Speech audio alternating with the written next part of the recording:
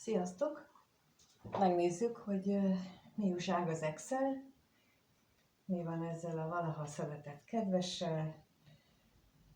Lássuk is, kezdjünk is hozzá, hogy mi újság ezzel az Excel. Mi van vele, mind gondolkodik, mi történik az körülöttek vele az életében. Mi van ezzel az Excel?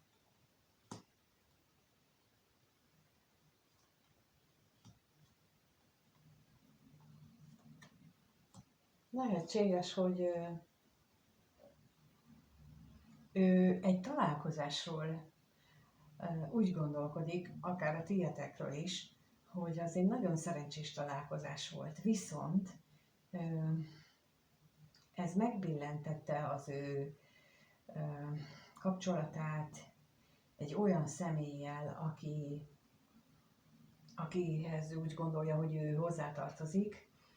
Tehát, hogy itt lehetséges, hogy egy veled való találkozás okozza benne ezeket a gondolatokat, de az is lehet, hogy mivel megbillent már itt már amúgy is megvolt ez a probléma, aminek aztán ugye azt szokott lenni, azt szokták mondani, hogy ha például egy harmadik fél jön egy kapcsolatba, az azért tud jönni, mert ott valahol egy rés támad, és a harmadik fél ezt a rést pótolja, vagy tömi be, vagy nagyon sok esetben a harmadik fél adja meg a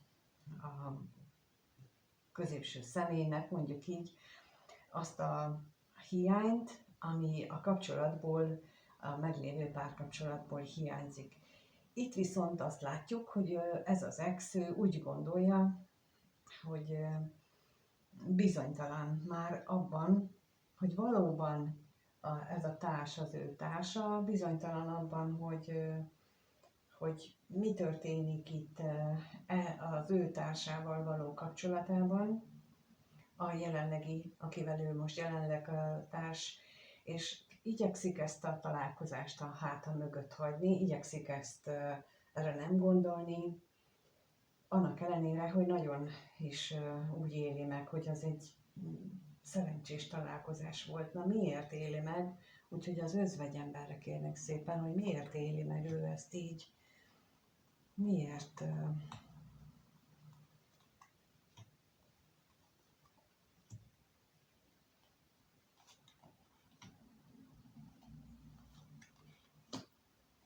Lehetséges, hogy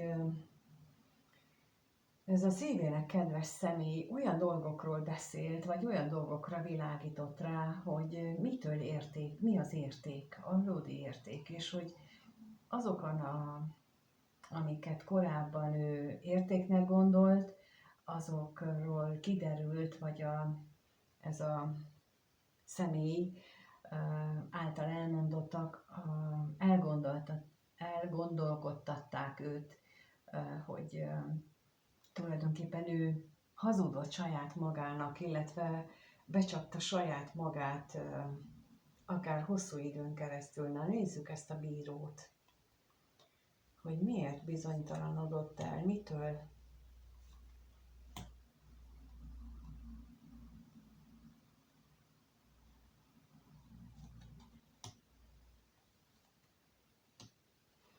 Lehetséges, hogy ő belül magában olyan módon fogalmazta meg például egy kapcsolatát, amelyek alapvetően rossz, beteges gondolkodásra vagy beteges mintára épültek, és ezzel ő nem volt tisztában.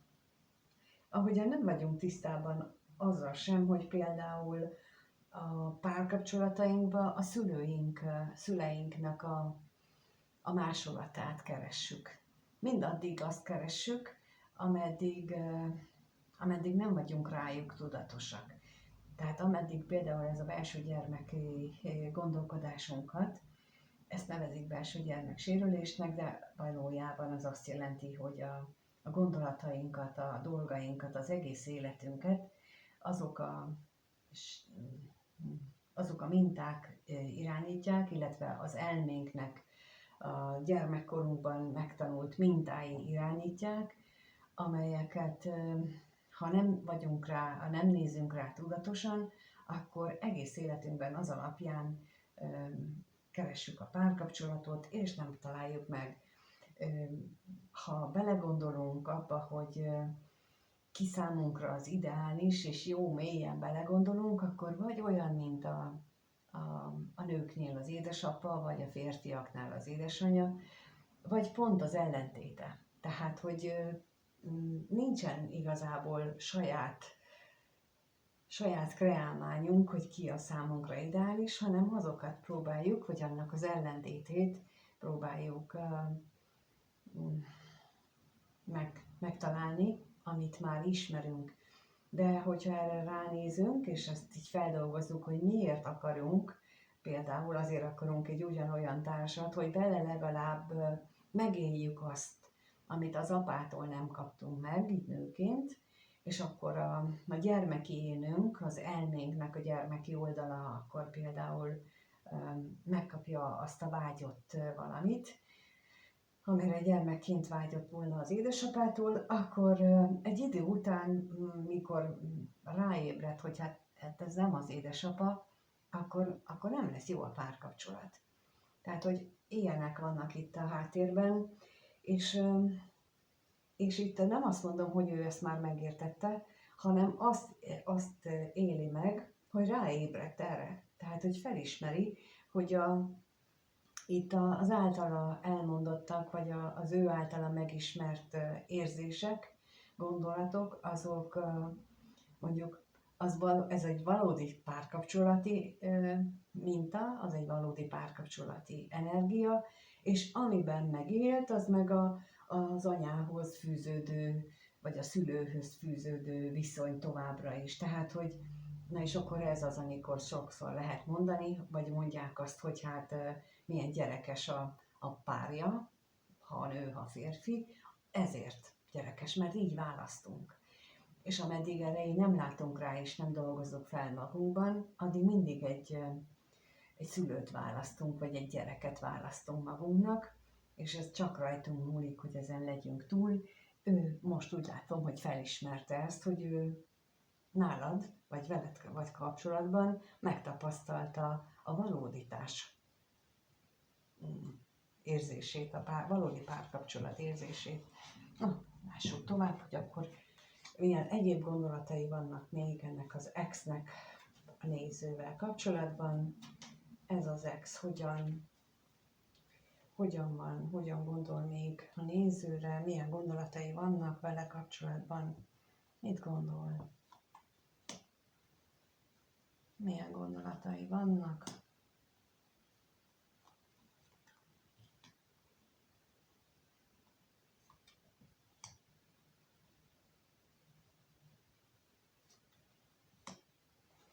No, hát jól érzékeltem ott az előbb, hogy rád gondolt, mert úgy gondolja, hogy te tényleg felráztad a múltat, felráztad benne azt, hogy ki az a személy, aki a szívének valóban kedves. Lehetséges, hogy benned már tényleg nem az anyát látta meg, hanem a nőt. Például ikerlángok esetében, főleg a hamis ikerlángoknál van az, amikor az ikerlángoknak a tudata mélyén ott van a társukról a kép, tudják a létezését valahol mélyen mindenki, és amikor találkoznak, akkor egy-egy nézés, egy mozdulat, egy bármilyen szó, mondat, egy illat, valami emlékezteti őket arra, ami a tudatuk mélyen van, és például a hamis ikerlángok, ezek a hamis párkapcsolatok, és ez a se vele, se nélkület kapcsolatok többnyire ilyenekből erednek, hogy egy olyan emléket idéz fel, amit mondom, lehet vagy az ikerláktól jöhet, vagy az anyától, vagy tehát valaki olyantól, olyanra emlékezteti bennünket, bárkit, amit kedvesnek gondolunk abban a pillanatban, és hogyha nem adunk lehetőséget arra, hogy ennek utána járjunk, hogy valódi ez a gondolat, vagy ez a felvillanás, akkor nagyon hamar kiderül, hogy rosszul választottunk, és ez az oka. Aztán csalódás, és akkor innentől kezdve mindent is ráaggatunk a másikra, és még ami jó lenne benne, azt se vesszük észre, mert már onnantól kezdve elkönyveltük magunkba, hogy ő nem jó, és itt átbillenünk a másik oldalra. Na és akkor ő most veled kapcsolatban meg azt gondolja, hogy te egy teljesen új megvilágításba helyezted az ő múltját, az ő múltbeli gondolatait, és olyan újdonságokat mutattál meg, illetve olyan új irányba indítottad el őt, ami neki nagyon pozitív, és megnézzük itt az utazást, hogy mi az az utazás itt.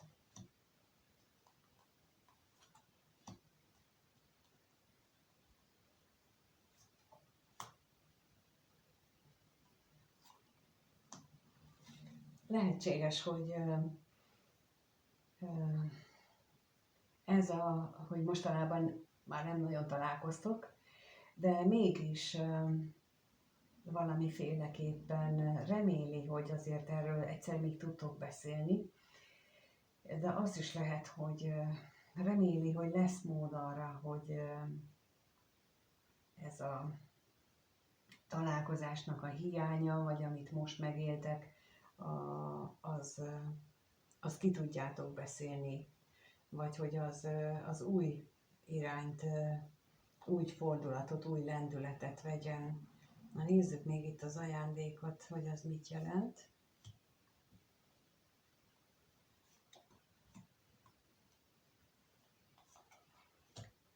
Úgy tűnik, hogy ő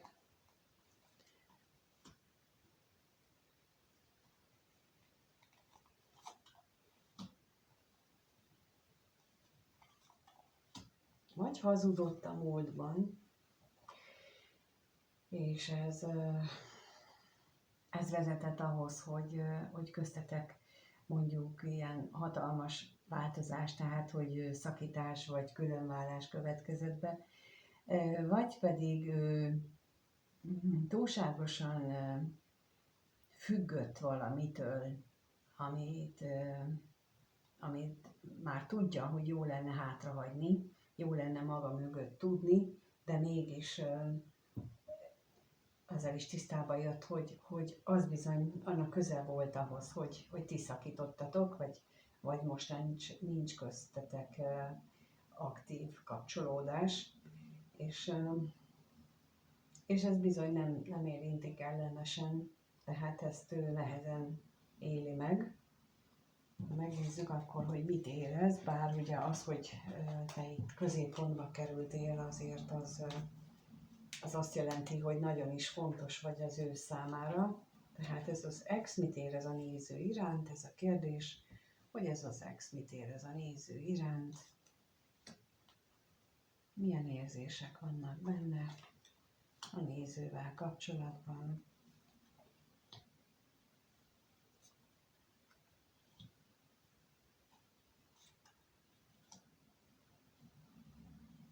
Hát hatalmas vágy van benne irántad, majd mindjárt rákérdezünk, hogy milyen vágy ez, de az is látszik, hogy ugye itt van a kettőtök között a távolság, itt van az is, hogy lehet, hogy abban volt vita közöttetek, hogy mit gondoltok ti egy párkapcsolatról, hogy hogyan viszonyultok ti egy párkapcsolathoz, meg ő, tehát ugye ebben nem értettetek egyet,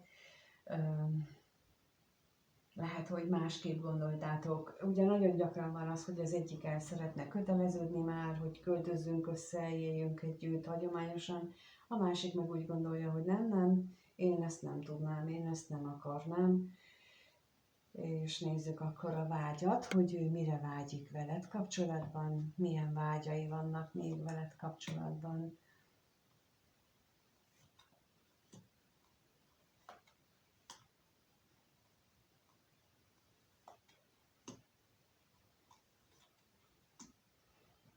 Tehát ő, mi az még, mi az a mélységes mély félelem? Ő tőled várná azt, hogy te képes vagy hosszú távon az hozott sérelmeit meggyógyítani. És ez ilyen mélységes mély félelem, depresszió, nagyon-nagyon-nagyon nagy kétségbeesés, ahogyan ő esetleg a gyermekkorát, a családi mintáit megéli, és ő arra vágyik, és azt reméli, hogy még ha sokáig is tart, de te meg tudod gyógyítani benne ezeket az érzéseket. Na nézzük itt ezt a bosszúságot.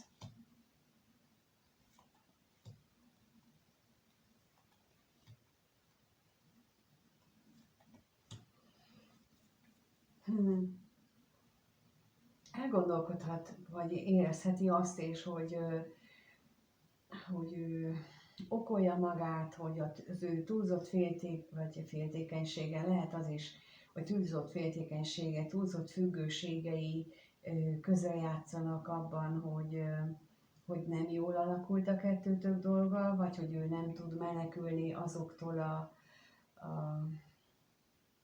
mintáitól, amelyek akadályozzák őt. Ugye az előbb erről már beszéltem, hogy hogyan működünk ebben, viszont ott van a szívében, ott van az a nagyon mély és kitartó szeretet, szerelem. Tehát ez egyértelműen látszik, hogy ő nem közömbös, sőt, mindegy, hogy mi van köztetek, ő kitartó, mély szerelmet él meg veled kapcsolatban. Na, lássuk, hogy fog-e történni valami a következő 1-2 hétben, fog-e történni bármi, tehát fog-e közeledni. Szóval a kérdés az, hogy mire számíthat a néző ettől az ex-től a következő 1-2 hetes időszakban, mire számíthat a következő időszakban a néző ettől az ex-től, mire számíthat.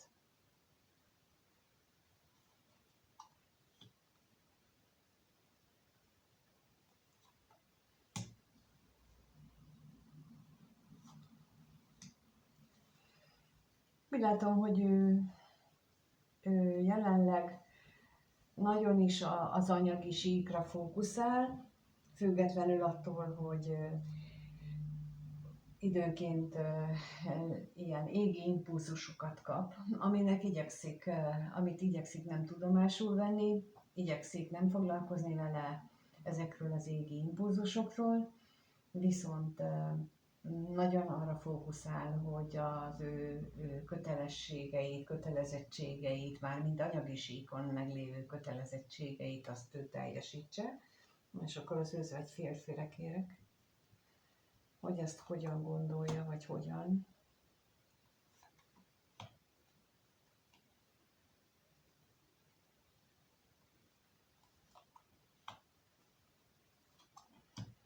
Gyakran előfordul az, hogy például, ahogy mondtam, így egy kapcsolat kezdetekor gyakran elhangzik ilyen a szánkból, hogy majd én gondoskodom rólad, majd én megoldom helyetted, majd én csinálom, de ezzel elképesztő terheket veszünk magunkra, karmikus terheket veszünk magunkra, amitől nem tudunk szabadulni, és itt is azt érzékelem most, hogy ő azért fókuszál ennyire itt a pénzzel, mert itt valamiféle ilyen lehet a háttérben, ugyanis azt mutatják a lapok, hogy pillanatnyilag nem jól áll itt anyagilag, vagy hát ebből az érték szempontjából nem jól állnak a dolgok, és ez a társa, a jelenlegi társát az elszomorítja, mert hogy a múltban azért sokkal jobb volt, mint ahogy ezt most megélik, és ezért ő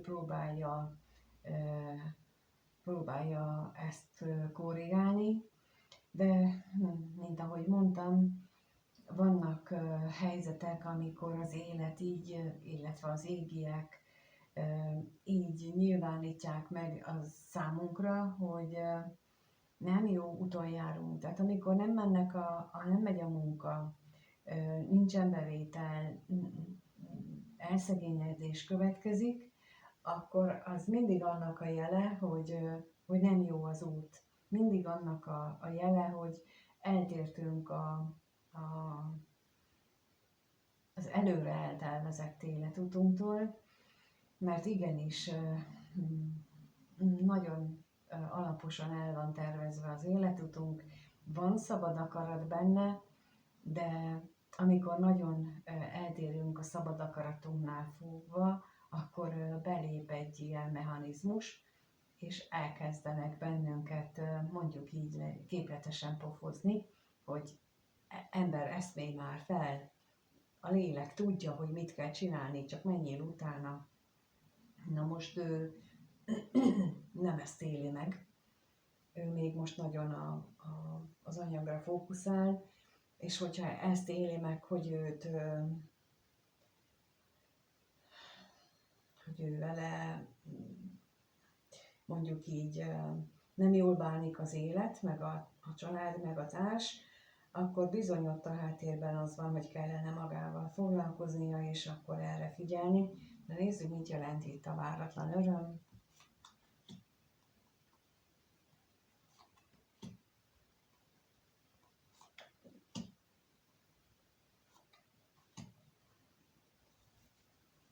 Lehetséges, hogy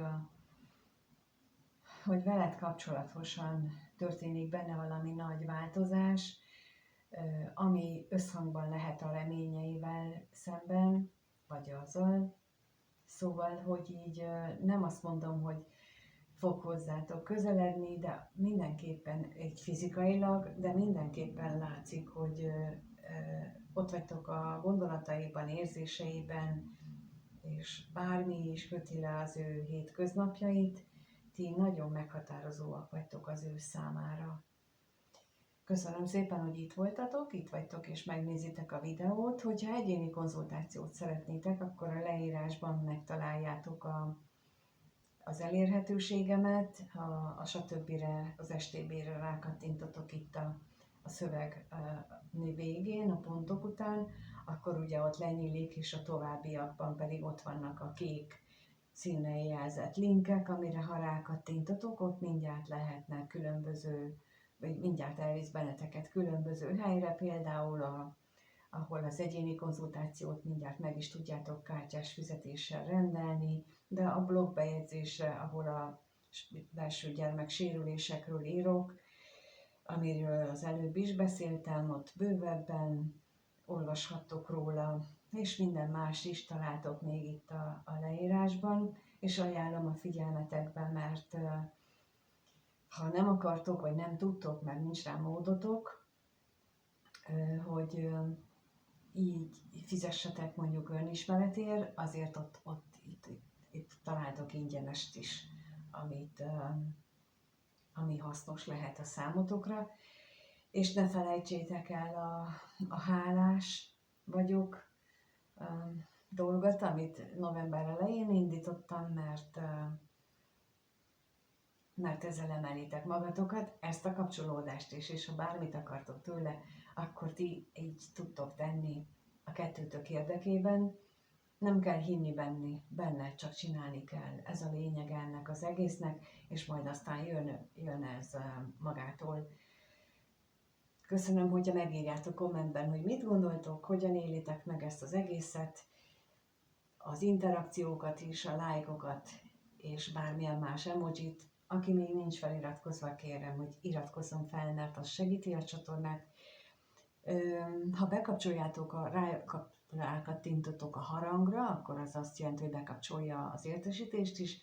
Nagyobb eséllyel kaptok róla információt, amikor új dolgot teszek közzé, új videót teszek közzé, és akkor meg tudjátok nézni. De ezzel segítitek azt is, hogy minél több embernek is megmutassa a YouTube, mert nem mutatja meg minden feliratkozónak, és így aztán csak később értesülnek róla, vagy egyáltalán nem. De ha ezt megteszitek, nagyon köszönöm nektek, és amíg nem találkozunk, addig pedig mindenkinek minden jót kívánok. Sziasztok!